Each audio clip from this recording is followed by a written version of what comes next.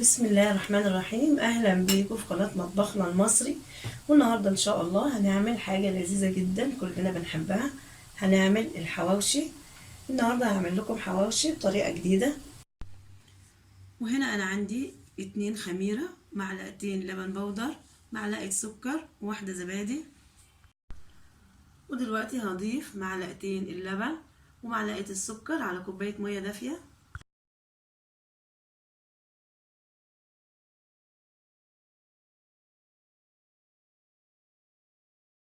افضي الخميرة.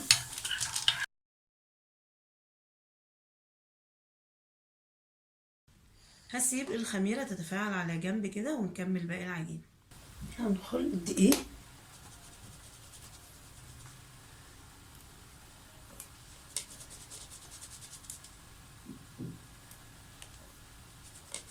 يعني الدقيق حتى لو واثقة من نظافته برضو بتنخليه عشان الهواء يتخلل الدقيق، بيدي العجينة طعم وبيخليها هشة وجميلة.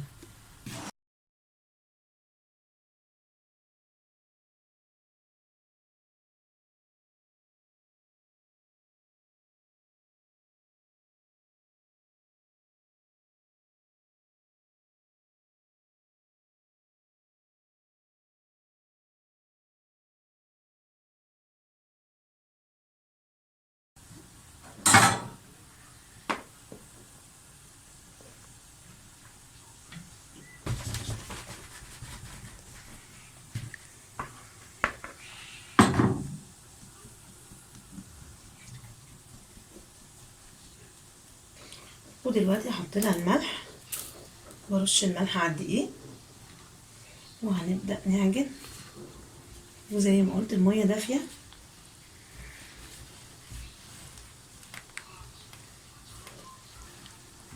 عشان احنا في الشتاء وعايزينها تخمر بسرعة، فنعجنها بالمية الدافية.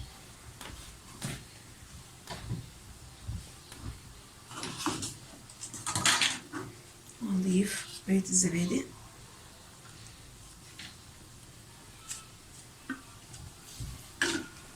برضو الزبادي بتديها طراوة للعجينة، بتخليها جميلة كده.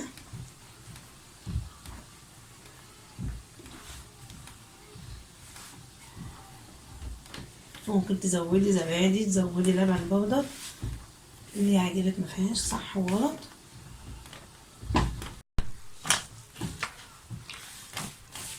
هنضيف المية،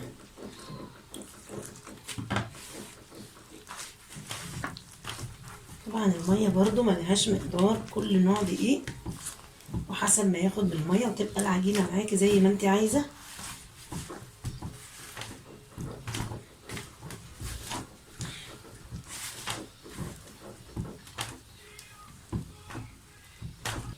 ودلوقتي هضيف الخميرة. طالما عملت معاكي فقاقيع كده خلاص بتعرفي ان هي ايه، ناجحة، ان هي نشطة، مش فاسدة ولا حاجة. بس كده انا ضفت الخميرة، هكملهم عجن وارجع لكم ان شاء الله. وبكده تكون خلاص العجينة زي ما احنا شايفين اهي، طلعت من البولة ومن ايدي اصلا اهي.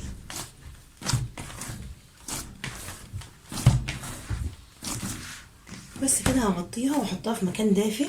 انا بشغل لها الفرن حبة واطفيها وادخلها في الفرن، بتخمر بسرعة وهنشوفها ان شاء الله بعد ما تخمر.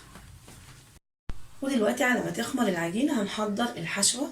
انا هنا عاملة 1.4 كيلو لحمة مفرومة، وعندي حتة ليا او دهنة الموجود عندك، لان نسبة الدهون في اللحمة قليلة، فانا حطيت لها حتة دهنة بتاعت مناديل او حتة ليا الموجود عندك بتضيفيها عليها، وبقدونس وبصل. طبعا مش دي الكمية، انا لسه هزود بصل عشان انا عاملة 1.4 كيلو لحمة. هفرم المكونات دي مع بعض كده وارجع لكم ان شاء الله. ودلوقتي بعد ما فرمت البصل والدهنة، بس فرمت معاها بصلة عشان تمشي في المفرمة، وده قرن فلفل فرمته اهو، هضيفه معاهم برضو.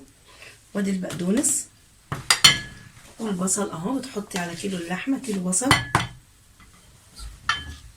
والبهارات كزبرة ناشفة ملح، فلفل اسمر، بابريكا، وبهار مشكل. هنضيف كل الحاجات دي على بعض اهي. ادي البهارات والبقدونس، برضو فرمت معاه بصلة عشان ينشف الكبة. وادي الفلفل وحتة الدهنة او اللي هي المتوفر عندك. وادي اللحمة، معلش، وهبدأ اعجنهم مع بعض عشان كله يمتزج ببعضه كده، ميبقاش حتة فيها لحمة بس او بصل بس.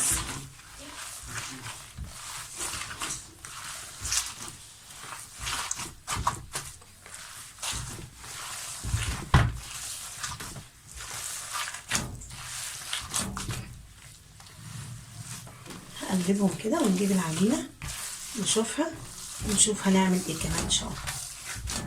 بسم الله. وزي ما احنا شايفين العجينة خمرت اهي.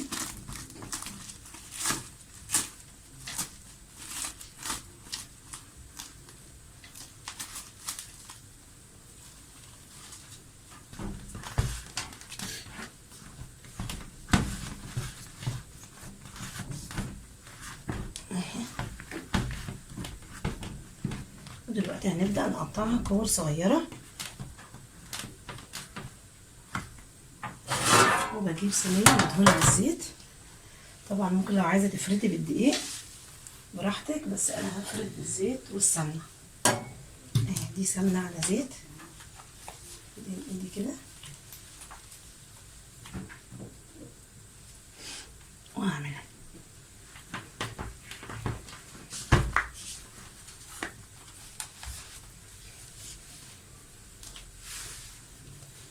اهي.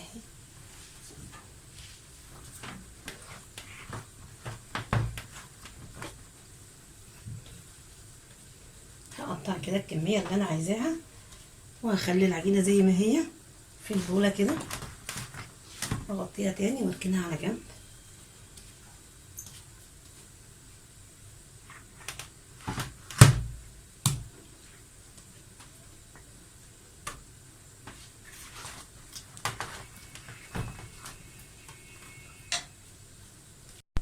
هشيل العجينة دي واغطيها كده على جنب، وهبدأ اشتغل.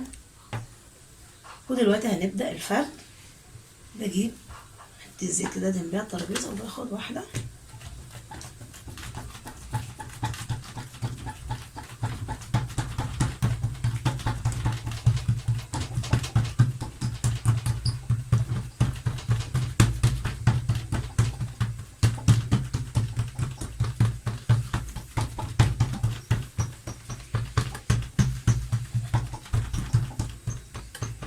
اهو كده، وباخد التانية وبفردها اصغر منها.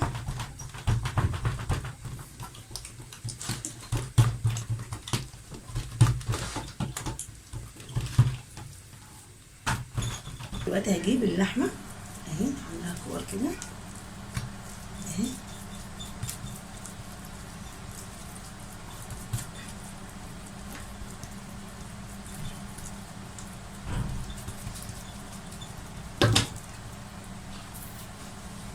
الجبنة الموتزاريلا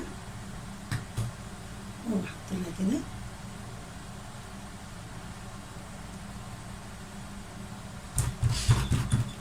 وهجيب الطبقة التانية افردها عليها كده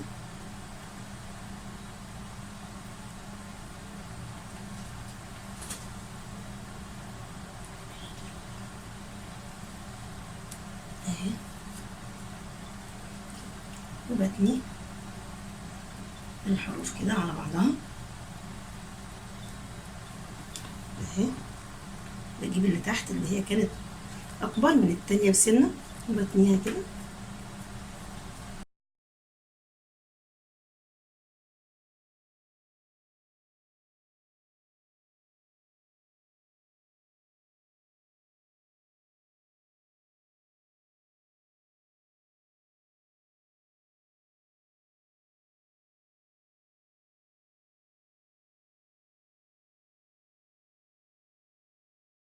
نديها كام فتحة كده عشان يخرجوا الهواء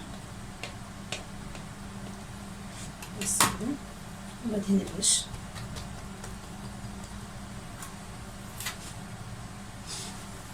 وبشيل الرغيف كده اهو، وهوديه في الصاج، وهعمل واحدة كمان.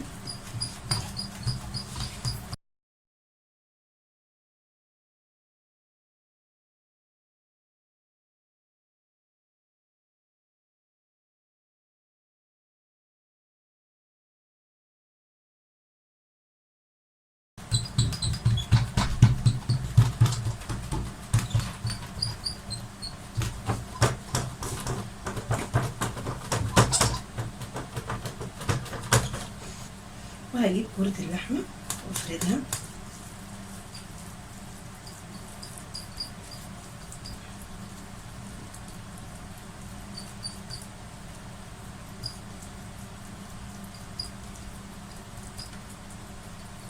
وهجيب الأصغر منها واحطها هنا كده اهي. انتي بتسويها بإيدك لو طلعت أصغر اهي مفيش أي مشاكل خالص. تعمليها كده تدوسي عليها بإيدك كده اهي، وبجيب الشوكة برضو وبتك عليها كده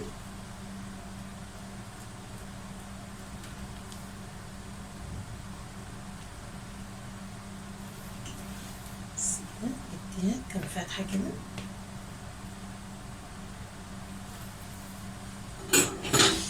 وادهنها بالسمنة واشيلها برضو اوديها على الصاج وبفردها بقى في الصاج